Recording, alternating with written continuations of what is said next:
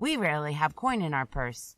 Elia took his lute and ran his long fingers over the strings, making a short toot.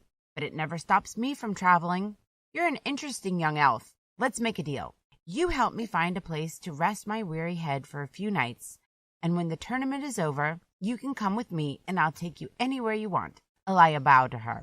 "Allow me to introduce myself. Elia Nightingale. You can call me Ellie." "Ethel," the girl nodded in return. "Well, Ethel, how about it? Will you be my guide in this foul place?"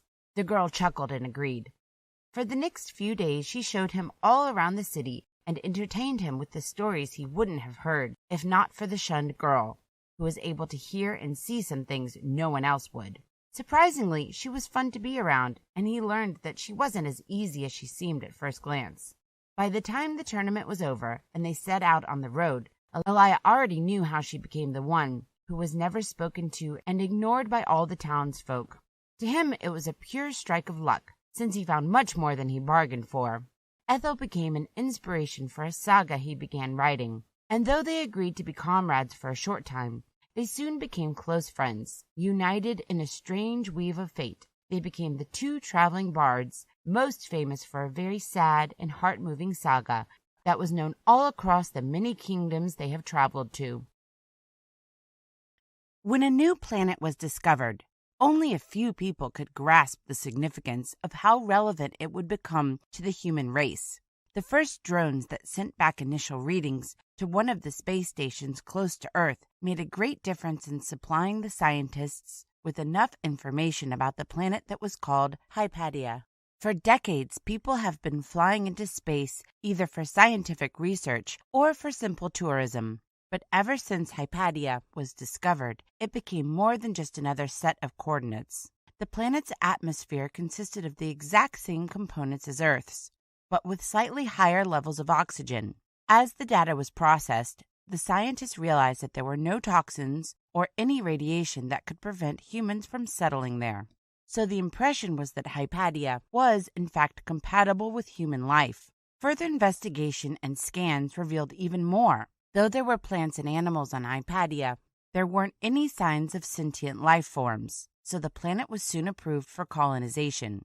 The project was costly, but as the first few spaceships set off, the International Space Exploration Association organized worldwide crowdfunding to gather the necessary funds for the gargantuan project of the future colony.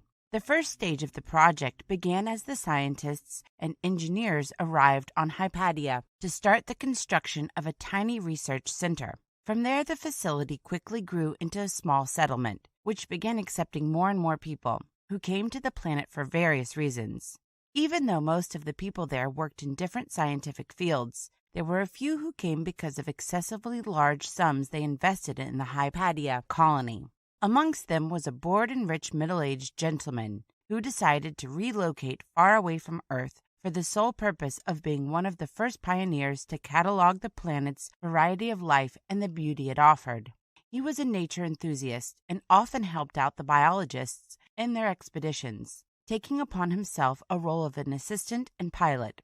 He didn't mind being called a space tourist by the scientists, as in his core he was exactly that, a tourist wishing to experience something new and unheard of.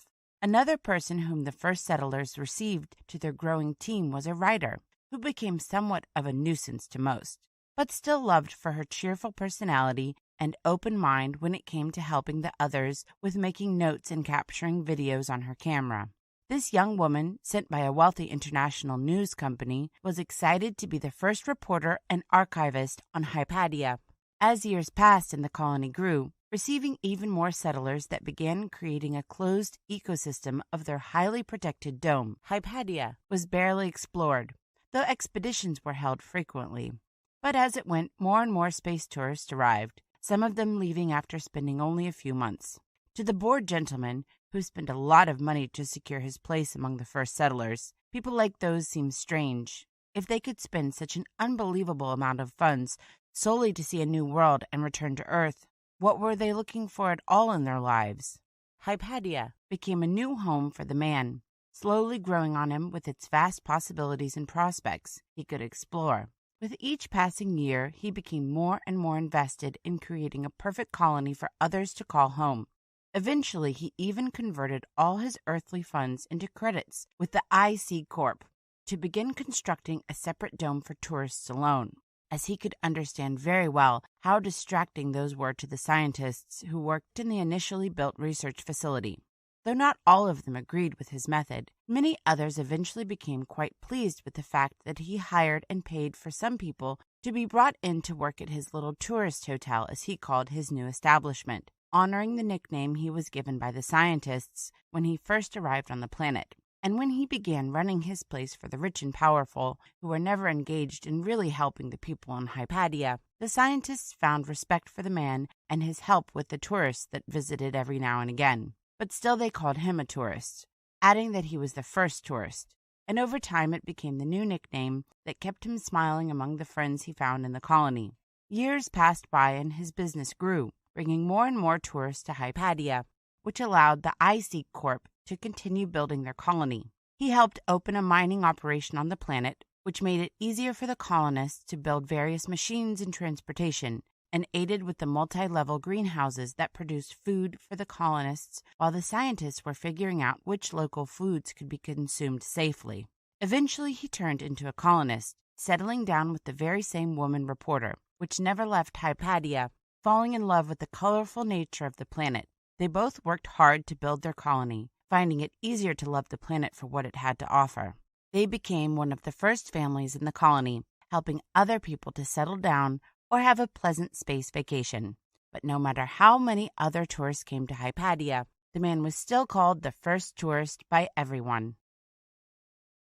Sometimes in life things happen for a reason, good or bad. It's all a matter of your own perspective and the capability of your own heart to find a meaning to it all. All the scars you might have from any past experiences are only signs that you can heal and grow. No matter how heartbroken or desperate you may be at any given time, if you will find it in your heart to have a little bit of hope, you will eventually find it. To Sarah, every turmoil and problem that life gave her was an infinite flow of experience she could gain. She was only 25, but already had been heartbroken many times. From the people that surrounded her, from the jobs she ever had, from losses she lived through. But no matter what, she always found a way to smile at the world and appreciate every day. Some people would call her an optimist, but to those few that really knew Sarah, she was a realist in the most blunt and straightforward way that can ever be. Why be sad over something that already happened and can't be changed? Why cry over someone who walked out of your life? To many, her view of life would seem cold-hearted and infuriating, as if she was incapable of feeling the emotions that ruined everyone else's lives.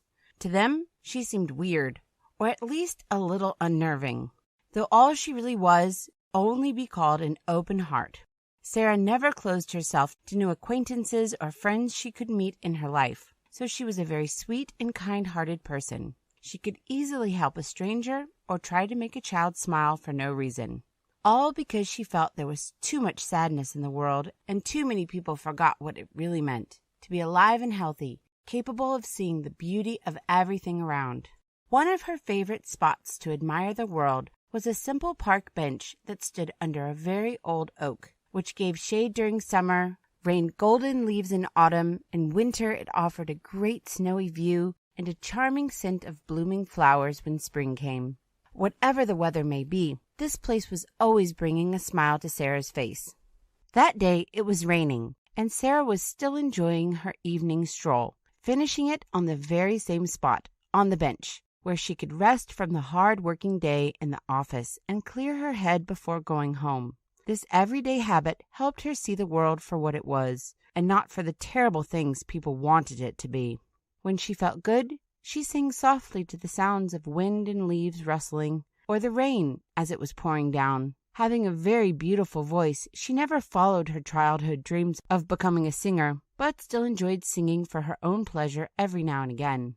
And this day she was singing as the raindrops fell onto her umbrella, tapping a melody on the material and bringing a gentle smile on her lips. Sarah watched the people hurrying to get out of the rain and thought how sad it was to see men and women forgetting to notice the beauty of the silver drops falling from the skies. For some time she sat on the bench, quietly singing, until she realized that she was not alone. Someone else's voice joined in, singing to the tune. She turned to see who it was and noticed a handsome young man sitting on the bench that stood on the other side of the path. He looked preoccupied in watching the people around rather than watching her, and seemed to be enjoying the song she was singing. Sarah didn't mind his company, even more so that he was actually not even approaching her at all. A few minutes later, as Sarah finished yet another song, the man glanced at his wristwatch and left without saying a single word. Since that evening they saw each other on those benches, Sarah coming to the park a little earlier than the man, and he was always leaving before she was. But what warmed her heart was the fact that he would always join in with his pleasant baritone to make each song even more beautiful. It became a new habit, singing in a duet with the stranger every day, and it made Sarah happy to see him whenever he joined her. But one day he didn't come, and Sarah found herself wondering what could have happened to the man if he wasn't there. She waited one